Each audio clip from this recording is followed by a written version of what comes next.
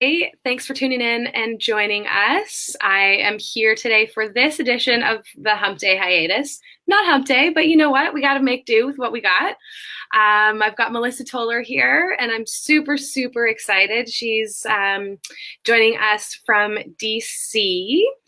So, just a little reminder, the theme for today and this month is ways that we can rediscover and make space in our lives for more pleasure and joy. And, as always, we'll probably be talking about some of the things that get in the way of that. What disrupts that? Without further ado, we've got Melissa. So she's a speaker, a writer, and an educator. Her work encourages people to make the connection between our culture's oppressive beauty standards and our personal struggle with self-acceptance. And I absolutely love how you've articulated that. Melissa's written extensively on diet culture and the toll that it takes on our lives and our humanity. And her goal is to really help people to start to unlearn a lot of the harmful messages and things that we're taught, we're socialized into, behaviors that develop from years of chronic dieting and really, trying to control our bodies or fix the problem of our bodies, as we're told, right? She also has a background as a pharmacist and a certified wellness coach. So welcome, Melissa. Thanks for being here. Thanks, Dana. Thanks for having me. Yeah, it's my pleasure. So I think maybe we'll start. You want to tell us a little bit more about how you came to this work and why you're passionate about, what you're doing now and really, helping folks as your bio says to unlearn these harmful messages and really start to kind of dig into their fullest life. Yeah. So I think there are multiple paths in my life that have converged to bring me here. One is probably the years of chronic dieting that I, like many people socialized as girls and women, have endured, where early on you learn that something is wrong with your body, is particularly the size of it, and you need to spend a lot of time trying to fix that. And related to that path, in my early or mid 30s, I started to do fitness competitions, and those are the shows where you kind of like get all dressed up, and not dressed up, but you're like all Dressed down, more like it. very dressed down. It's like a Miss America pageant with muscles and like swimsuits that you can't swim in. Yeah. And then the other path, still related, was my going into being a certified health and wellness coach. So those things sort of came together. And then they came together, and then I kind of came to this path of recognizing the intense harm that diet culture, and even now I'm seeing that the traditional health and wellness paradigm is not very different from diet culture. And I can see now how extremely difficult those messages and images are to a lot of us, and we don't really recognize the depths of that harm. So a lot of my work now is writing about that and helping other people sort of unpack or discover what that means for them. Yeah, I remember when I kind of first came to this work as well. There was so much that was, revealed to me that I hadn't even noticed before in my day-to-day life, and you and I have a bit of a similar background in the holistic wellness field, and the similarities between diet culture and that kind of doctrine and way, right, of working on ourselves and the body and that sort of thing. It took me a long time to actually see, because it's so insidious, Yes. right? To see Yep. how being, trying to achieve health or be healthy, really has all of the same behaviors attached to it that dieting does. Oh, yes. Absolutely. Yeah. Absolutely. It's the hyper focus on the body and the belief or idea that we can achieve some sort of pinnacle of health, and that everyone can do it if you just do the right thing and work hard enough and invest in yourself, and it just leaves out so much. It leaves out so many people, leaves a lot of people out of the health and wellness conversation. Yeah, And if absolutely. it's not relevant for all of us, then is it really worth anything? Is the question that I'm asking I love that myself. question. Yeah. Right? Because the way we define it and the way that health and, thinness and beauty are packaged and sold to us right now, yeah, they leave out so many of us, right? Mm-hmm. Like it's really all about those, at least the way that I see it, those, it's for those who have the most privilege in the world. Yeah. And what also makes it even worse is the shaming that comes along with not being able to achieve thinness or health or optimal wellness. Like there's something wrong with you, you aren't trying hard enough, and it leaves out just a lot of people's lived experience of their socioeconomic situation, where they live in the world. I mean, so many different things there, physical and mental ability, totally left out of the conversation.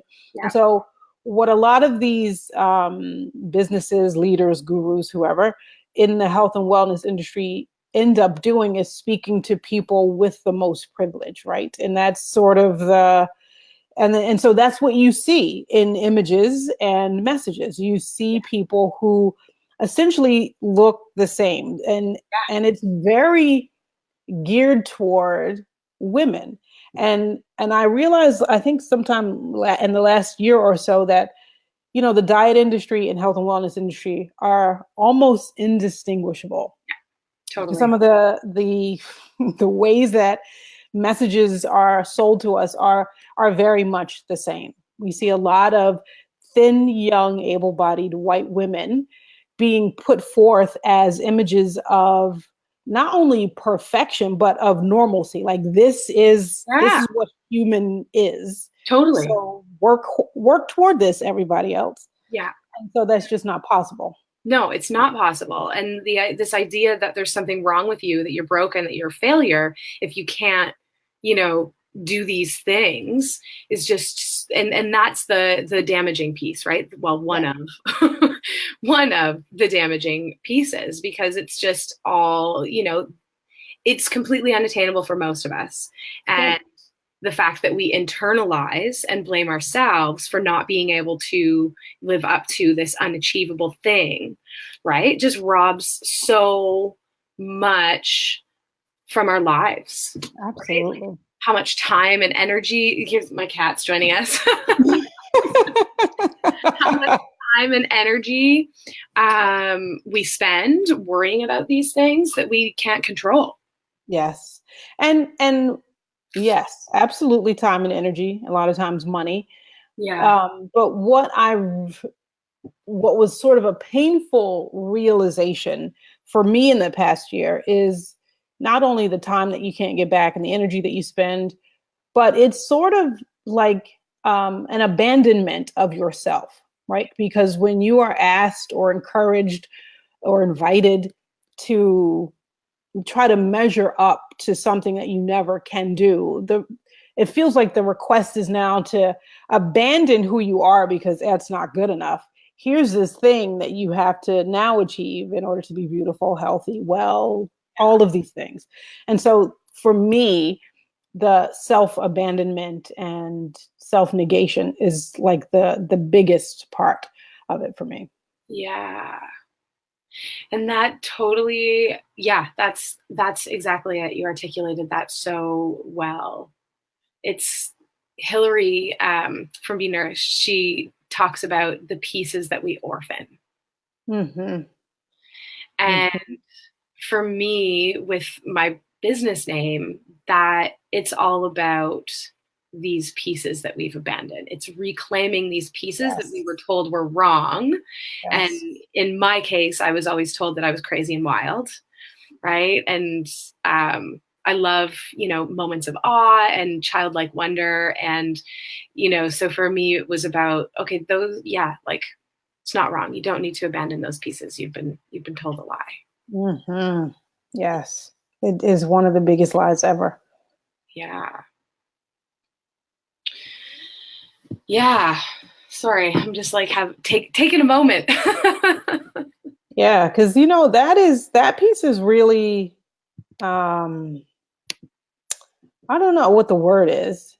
It's really, I mean, it's unnerving. It's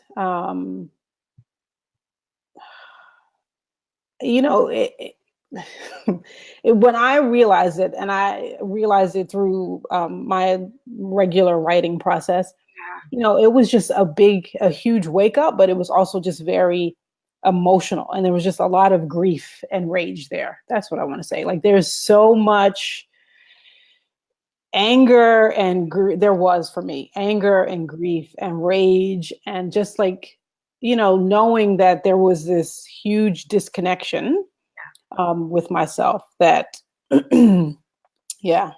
Yeah, I mean, that's why I think it's so important for us to recognize the harm that we do that dieting does, especially to girls and women, because it does ask us to sort of give up pieces of ourselves.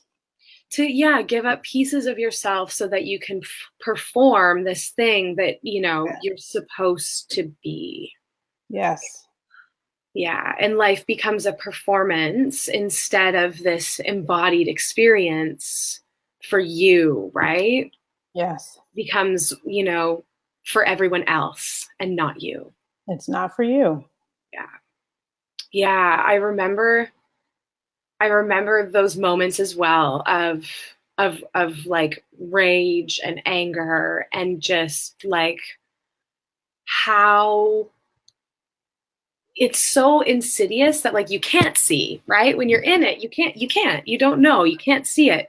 You don't realize that, all the time that you're trying to, I don't even know if I'm going to be able to articulate this right, but like all the time that you spend, trying to change your body, and it's just not, it's actually going against biology as well, right? Like, and yeah, I don't, I'm kind of at a loss for words right now with how to express what it is that I'm saying, but I feel like that's also a piece of this, is because what we're talking about is things that have been taken from us and are unnameable at times. Mm-hmm. Yes. And I love you. Maybe this is probably a great time for us to chat about what you've got coming up, your right to get free, which I'm going to be taking. I'm so excited. I haven't signed up yet, but I'm there. Because it's naming and articulating and being able to express these things that, right? Well, I'll just let you talk about what it is. Yeah, it is being able to name and to see the things that maybe you couldn't put a name to before. And so what like that self-abandonment was a thing that I was not able to name for a long time, but on numerous occasions felt it. Right? Mm-hmm. I've numerous occasions throughout my life I knew that what I was being encouraged to do, what I was being rewarded for, was not fully being myself. Yeah. And so it Yeah. wasn't until in the last year that I was able to articulate that as being like being disconnected from or abandoning certain pieces of myself. And so Right to Get Free is a writing course that I started a year ago, and we're coming up on the fourth round of it. And so I'll just kind of give a quick history of how it came about. So the title is from a quote by one of my mentors, Desiree Attaway, who says, she says, "Don't write to get rich, don't write to get famous, write to get free."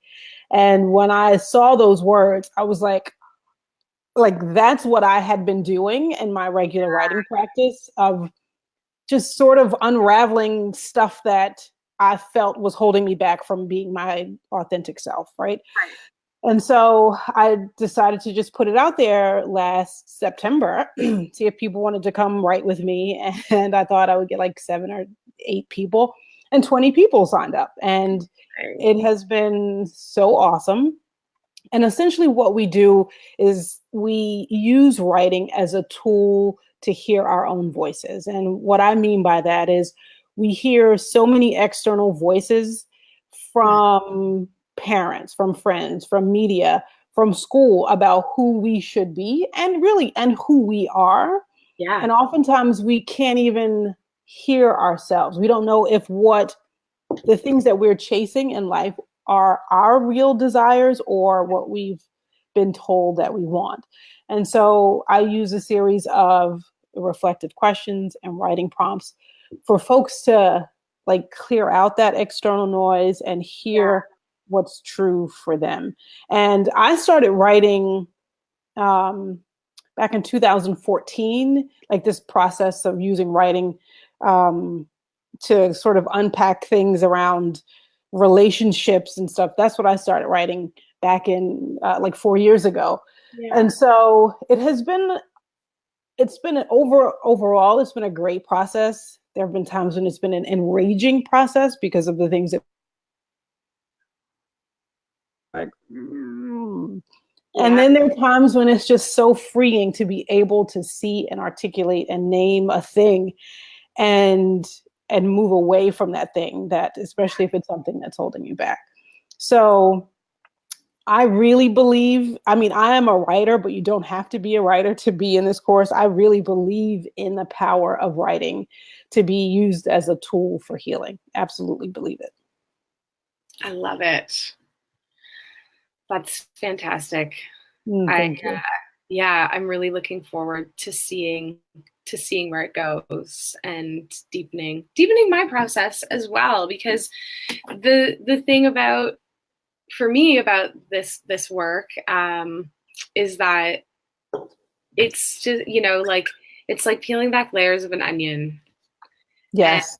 And, you know, you think that you've got one thing, okay, yep, sorted, got it. Mm-hmm. And then, you know, the next day, something new, right? It's constantly a process and ever evolving. And I think that the day it stops is the day that we die. Absolutely. I think there is no arrival point. I think it is a lifelong process. And I don't say that to be like, I believe that is true because I think there's so much that we as human beings, particularly in the culture that we live in, Western culture, have to unlearn. Like when you think about it, there are generations and centuries of things that have been passed along to us that cannot be unlearned in a 6-week course or 1 week. Like it's an ongoing process. And I think that is our life's work, like connecting on a deeper level with our own humanity, because I think that is something that is absolutely missing. Yeah.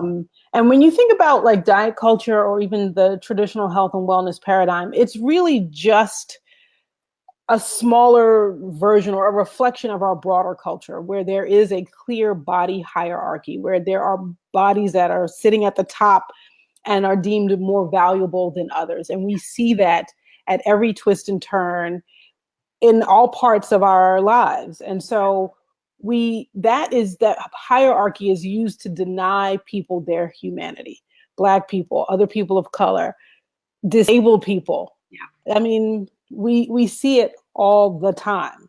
Yeah. And so it just gets replicated in the health and wellness industry. And what I'd like, one of my goals in my work is to be able to to point that out to people, to help people see that the places and spaces and people that they're turning to get healthy and well, in many instances, it's not really designed to do that for you. Yeah. It's designed to continue to perpetuate the body hierarchy at a cost, Absolutely. of course. Absolutely. 100%. Yeah. And the humanity piece is something that I've been pondering lately as well. I've been trying to spend a little bit more time in nature. Mm.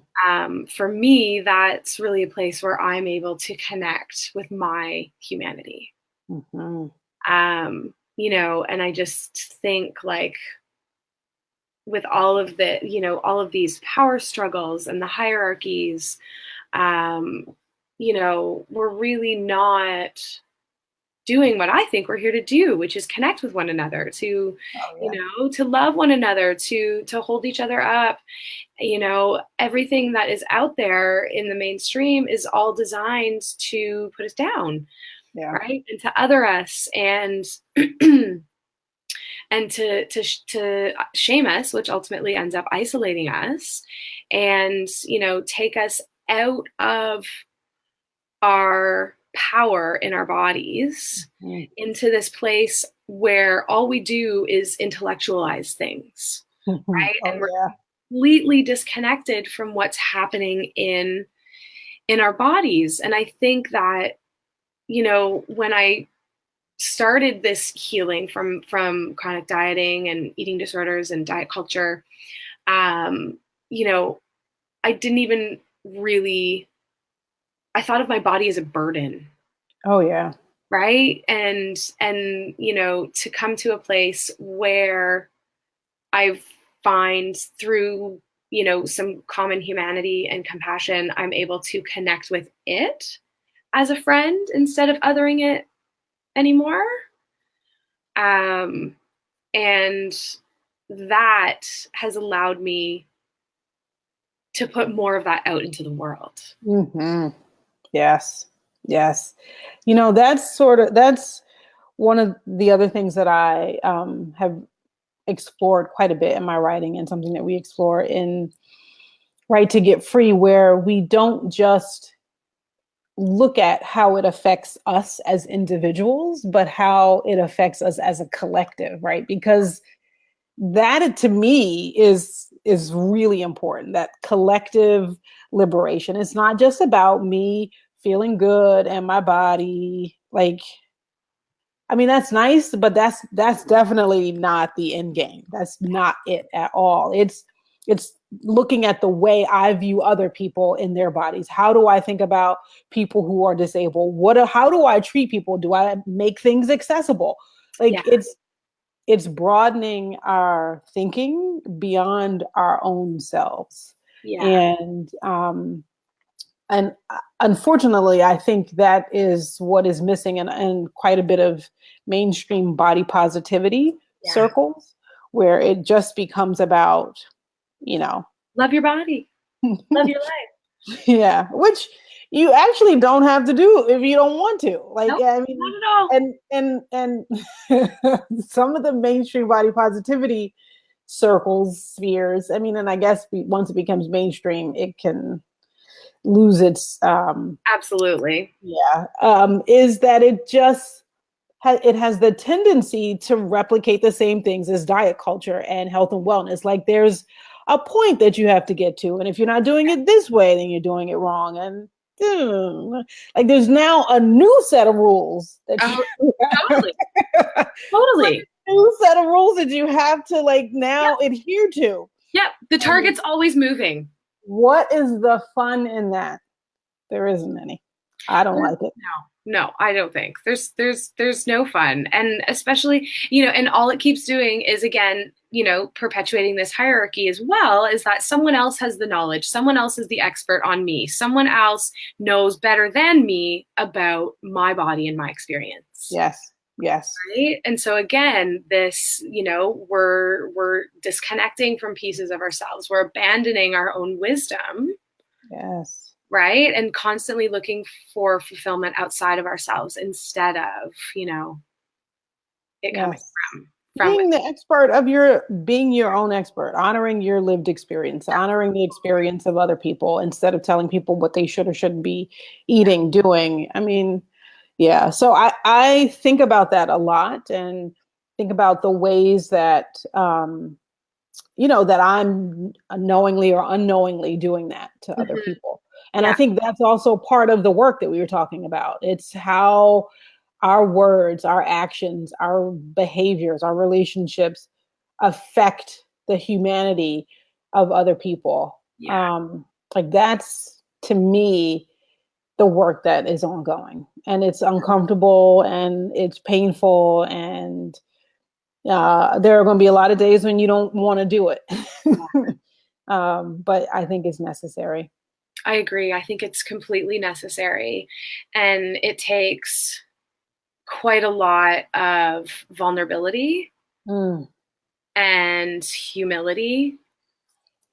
A lot of us like to be right. Yes. Yes. And yes, especially those of us who are in positions of like authority, Yeah. wellness coaches, teachers, doctors, dietitians, like when someone comes to you for advice. And so there's a need to have the answer. And I like to tell people up front, I don't have the answer to Oh, really anything. Sometimes when you see my blog post, it's just something I just sort of came up with myself that I'm kind of like walking through and thinking through. So I don't have the answers. I'm not going to tell you what the solution is, or because I don't know it.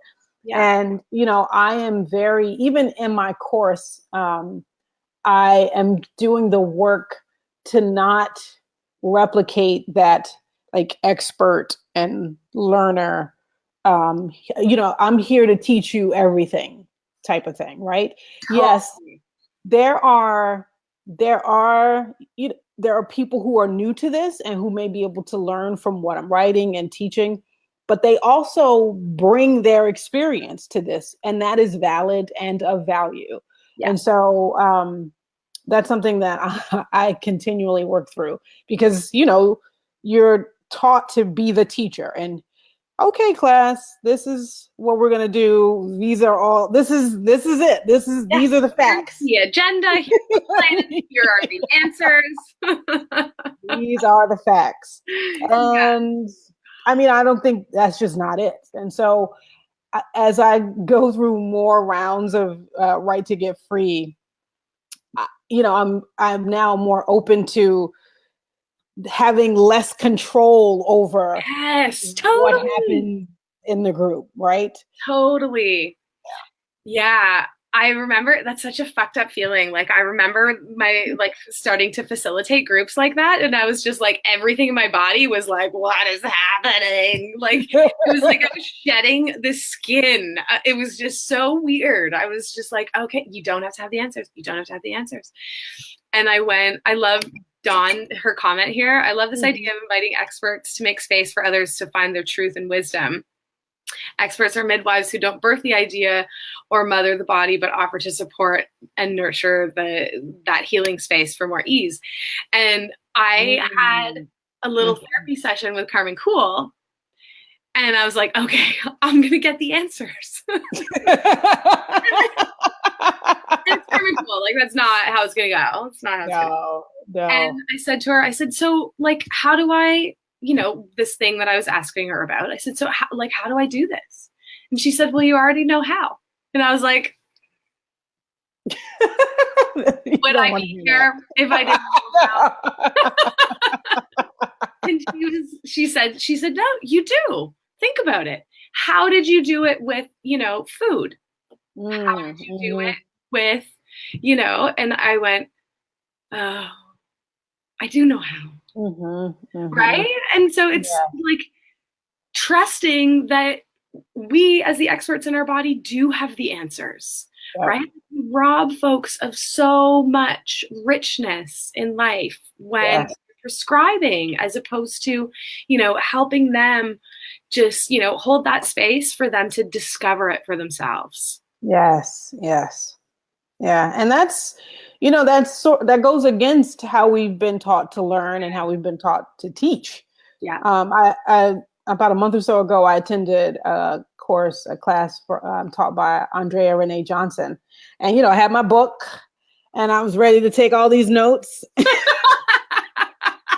She was like, that's not what we're doing here today. Like, it just was completely something I hadn't experienced before, but it was so enriching. And the conversation that I had with other people in the class, I mean, she just was like, there aren't going to be any answers here today. In fact, there may be more questions. And I was like, well, what is the fun in that? I need some facts.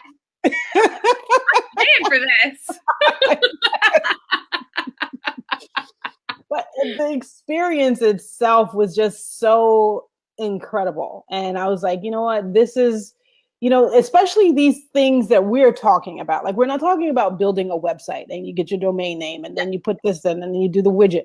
Like, we're talking about things that involve the complexity of being human. And so that's not something that you can sort of give an outline to. At least I have not seen that. And so that helps me a lot when I'm doing my courses and the calls for Right to Get Free, where I'm not just, here are the truths and you take notes and this is what it is. That's not what I want to do. So it's a whole paradigm shift. Yes. It's uncomfortable. Yeah. Because I want an agenda, man, with some outline and then sub bullets and. Oh yeah, bullets. I love bullets. Me too. Love bullets. So neat and tidy. I know. Oh gosh. I know. Yeah. I slowly have weaned myself down. I'm like, okay, if this is how much time I have to talk, I have 3 bullets. And then I'm like, we might get to them or we might not. That's how I satisfy kind of both of those pieces while I'm in transition and, figuring this stuff out. I'm like, we'll put it here and we might not use it, but I got to do it. Yeah, that's how I try to just have some things written down to remind me of where I'd like to go. But then if the conversation needs to go somewhere else, then it just needs to go somewhere else. Yeah. So I'm experimenting and exploring. Yeah. Yeah. And I think that's something that's come up for me quite a few times over the past week. And what I first really kind of resonated with when I started doing this work was this idea of finding our way back home to ourselves. Mm-hmm. And, I think about what a world would look like if everyone was home within themselves, how that would transform the way that we were with one another, the way that we showed up. To me, that, and like you were saying, that is the process. Yep. Right. We get right with ourselves, and not wrong way, but we get true with ourselves. Yes. Look at the hard shit. We look at the harm we've done, we look at where we have things to learn and open into the possibility of it. Yes. As opposed to kind of the shame of it. The possibility, it's good to sort of fantasize, I guess is the best word I can come up with, but think about what it could be, what is possible. And honestly, it feels impossible, like when you really think about it. Yeah. And at the end of last year, I wrote this short blog called Can We Create a World Where All Bodies Are Worthy? And I was just looking for it because in that, I quoted Sonia Renee Taylor of The Body Is Not an Apology. And it's we kind of talked about it. Yeah. So the post is, can we create a world where all bodies are worthy? And so, we have lived in a world where that has not been the case. So it can be almost, it can feel Yeah. impossible to ever get to that point. The likelihood of us seeing that is zero. Like we probably won't live long enough to be able to see that. Um, but it's something I turn to as my reason for doing this work. I think, especially people who are health and wellness professionals, people who are involved in or helping other people take care of themselves, getting sort of grounded in why we're doing this and what we need to do. Yeah. What is our own work, our own personal work of helping to create a world where all bodies are worthy.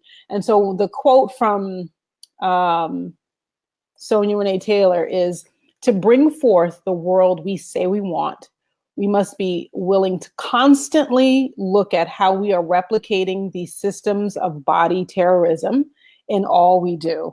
Not if, but how. Yeah. Because we always are. And so when I read that, I was like, oh, yes, we are.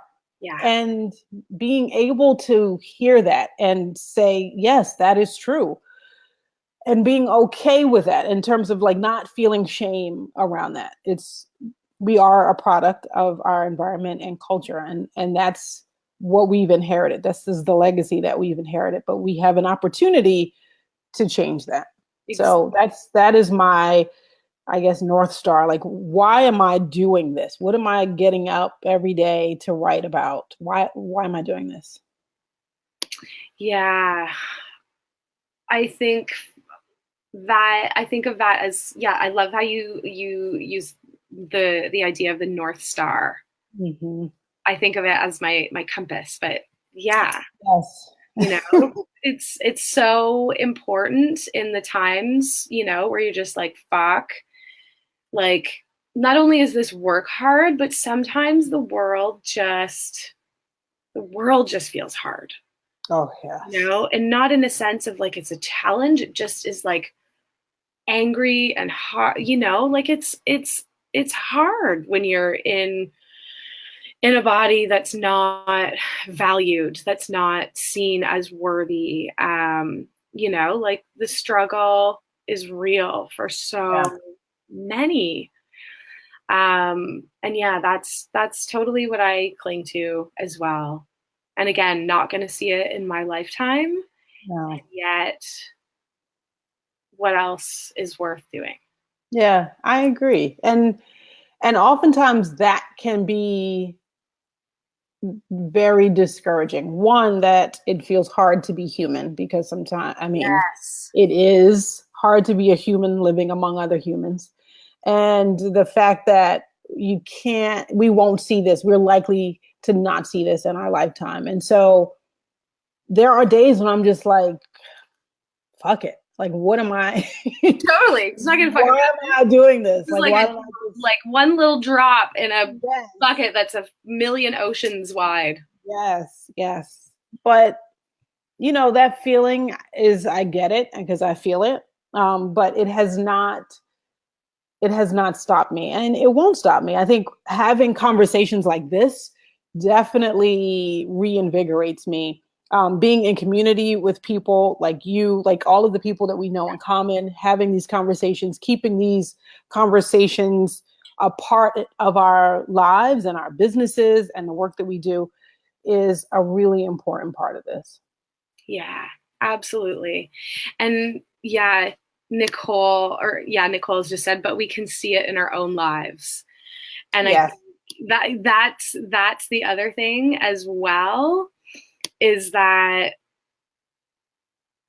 we know, and I try not to get on my high horse, because then again, like there's that hierarchy, right? I really try not to get on my high horse. And it's just, I know from seeing the folks around me and my clients just how amazing and liberating it can feel to step out of that hamster wheel. Mm, mm-hmm, mm-hmm.